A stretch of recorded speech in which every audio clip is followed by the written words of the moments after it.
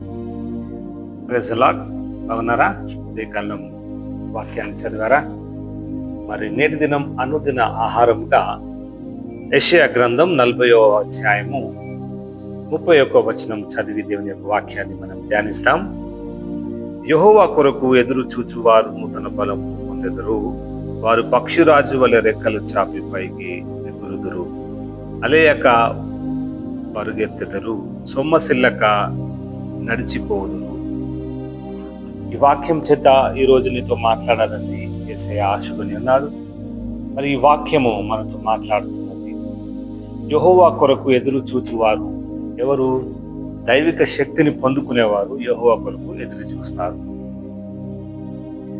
చూడండి, యెహోవా కొరకు మనం ఎదురు చూసినట్లయితే మన అవయవాలన్నీ, మనలో ఉన్నటువంటి ప్రతి నరాల నుంచి మొదలుకొని ప్రతి కణము కూడా నూతన బలమును పొందుకుంటుందంట.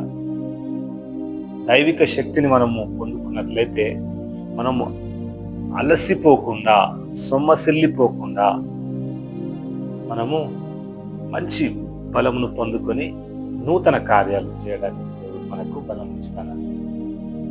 మన చుట్టూ ఎన్ని ప్రాబ్లమ్స్ ఉన్నా, బాధలున్నా అవన్నిటిని జయించడానికి నూతన బలం ఇస్తానంటున్నాడు. ఎప్పుడు? యెహోవా కొరకు ఎదురు చూచువారు నూతన బలమును పొందెదరు. వారు ఎట్లుంటారంట? పక్షిరాజు వలె పైకి ఎగురుకుంటూ వెళ్ళిపోతారు కదా. మనము అలయక పరుగెత్తుతామంట, సొమ్మసిల్లక నడుస్తామంట. చూడండి, మనం మొన్న వరల్డ్ కప్ చూసినాం కదా. మరి దేవుని నమ్ముకున్నటువంటి బిడ్డ ఎంత పెద్ద సాక్ష్యం ఇచ్చిన్నది కదా. అలసిపోయే సమయంలో కూడా దేవుడు బలమునిచ్చి ఆమెను విజయపదంలో, దేశాన్ని విజయపదంలో నడిపించినాడు. ఆమె పట్ల గొప్ప కార్యం చేసి ఉన్నాడు. ఎంత సాక్ష్యం ఇచ్చి ఉన్నది కదా. మనమైతే ఒక చర్చిలో సాక్ష్యం ఇస్తామేమో, లేకపోతే పెద్ద పెద్ద మీటింగ్స్ లో సాక్ష్యం ఇస్తామేమో. అందరూ ఫాదర్లు, పాస్టర్లు కూడా ఒక మీటింగ్ క్రూసైడ్ పెడితే 1,00,000 మందికి మనం సాక్ష్యం ఇస్తాం. కానీ దేవుని గురించి ఎన్ని కోట్ల ప్రజల ముంగట సాక్ష్యం ఇచ్చి ఉన్నారు కదా. అంటే ఆ కూతురికి, ఆ క్రికెట్ ప్లేయర్కి, జెమిమా రోడ్రిగెస్ గారు ఎంత సాక్ష్యం ఇచ్చి ఉన్నారు అని అంటే, ఎంతైతే యెహోవా యందు ఆమె బలం పొందుకొని దేశాన్ని విజయం దిశగా నడిపించి ఉన్నది కదా. అలాంటి దేవుడిని కలిగి ఉన్న నీవు గొప్ప సాక్షి బిడ్డగా నిన్ను నిలబెట్టాలని ఆశపడి యెహోవా కొరకు ఎదురు చూడు. ఎన్నడూ నువ్వు సొమ్మసిల్లు, ఎన్నడూ నువ్వు అలసిపోవు. ఈరోజు నీతోనే వేసే మాట్లాడుతున్నావు. నీకు ఎన్ని కష్టాలు వచ్చినాయని, ఫ్యామిలీ ప్రాబ్లంలో ఉన్నావా, లేకపోతే సొసైటీలో నువ్వు ప్రాబ్లంలో ఉన్నావా, జాబ్ చేస్తుండగా నువ్వు ప్రాబ్లంలో ఉన్నావా, ఎడ్యుకేషన్ రాలేక నువ్వు ప్రాబ్లంలో ఉన్నావా, యెహోవా కొరకు ఎదురు చూడు. దైవిక శక్తిని పొందుకో. నువ్వు ఒకవేళ దైవిక శక్తిని పొందుకున్నట్లయితే నీకు శాంతి, సమాధానాలు తోడేస్తాను. నీకు ఉన్నటువంటి వెలుగుని వెలిగిస్తానంటున్నాను. ఎన్నడూ నిన్ను బాధ పెట్టే దేవుడు కాదు. ఈరోజు నీతోనే మాట్లాడుతుండే. చూడండి, ఆ జమీమా గారికి ఏ విధంగా అయితే సాక్షి బిడ్డగా నిలబెట్టుకుని ఉన్నాడో, నిన్ను, నన్ను, మనందరినీ ఈరోజు వాక్యం చేత యెహోవా కొరకు మనం ఎదురు చూడాలి. నూతన బలమును మనం పొందుకోవాలి. పక్షిరాజు వల్ల ఏ విధంగా ఎగురుకుంటూ పైకి వెళ్ళిపోవాలో అలాంటి బలమును నీకు ఇస్తానంటున్నాడు. నువ్వు జాబ్లో నువ్వు ఎదుగుదలని ఇస్తానంటున్నాడు. నువ్వు ఎడ్యుకేషన్ ఫీల్డ్లో నిన్ను ఉన్నతమైన స్థానంలో నిలబెట్టాలంటున్నాడు.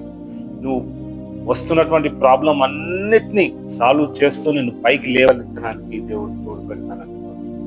నీ ప్రాబ్లమ్స్, నీ ఫ్యామిలీ ప్రాబ్లమ్స్ అన్నిటినీ అధిగమించి నిన్ను పై స్థానంలో నిలబెట్టాలని ఆశపడి ఉన్నాడు.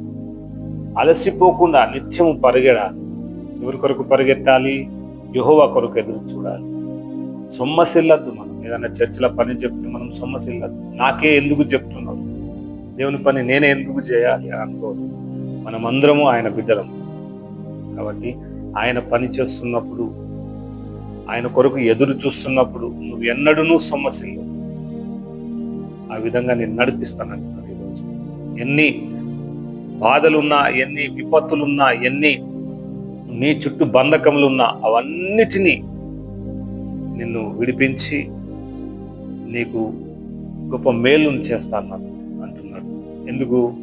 నువ్వు యెహోవా కొరకు ఎదురు చూస్తున్నావు కాబట్టి నీకు నూతన బలం ఇస్తాను. ఇట్టి కృప ఈ వాక్యం వింటుంచుండగా నీ జీవితంలో, నీ కుటుంబం జీవితంలో గొప్ప మేళ్ల చేత బలమును పొందుకునే కృపనిస్తానంటున్నాడు. పక్షిరాజు వలె నువ్వు పైకి ఎగురుతున్నావు, ఎగురుటకు శక్తిని ఇస్తున్నాడు. నువ్వు ఏ విషయంలోనైనా నీకు నూతన కార్యం చేస్తానంటున్నాడు. అలయక మరుగెత్తండి, సొమ్మసిల్లక నడవండి, యెహోవా కొరకు ఎదురు చూడండి. రోజంతా గొప్ప మేళ్ల చేత మనందరినీ దేవుడు దీవించిన గాక. ప్రార్థన చేసుకున్నాం. స్తోత్రం నైనా ప్రభా, కృపా మీద కనికరం గల తండ్రి, వందనాలు స్తోత్రాలు చెల్లించుకుంటున్నాం. యెహోవా కొరకు ఎదురు చూరువారు నూతన బలంను పొందేదరని చెప్పిన దైవమానికి స్తోత్రం. వారు పక్షిరాజు వలె రెక్కలు చాపి పైకి ఎగురుదురు అని అన్నావు తండ్రి. ఎగిరే కృపను మా అందరికి దయచేయమని వేడుకుంటున్నాం నాయన ప్రభా. నీకే స్తోత్రములు. అలయక పరిగెత్తే బిడలంగా ఉండే కృపను దయచేయండి.